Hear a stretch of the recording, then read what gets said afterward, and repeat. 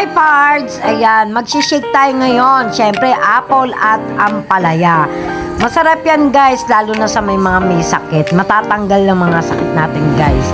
Lalo na ako, may diabetic ako, kaya mas okay na okay sa akin to, goods na goods.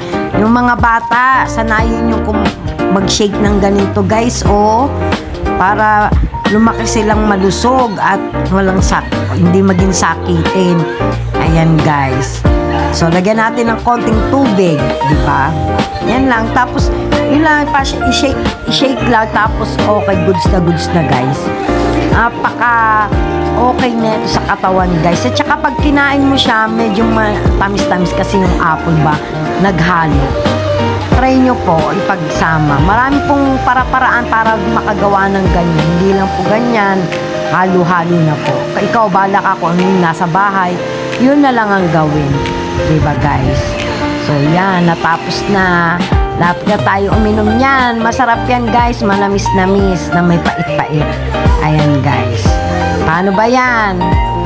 Inom na lang tayo.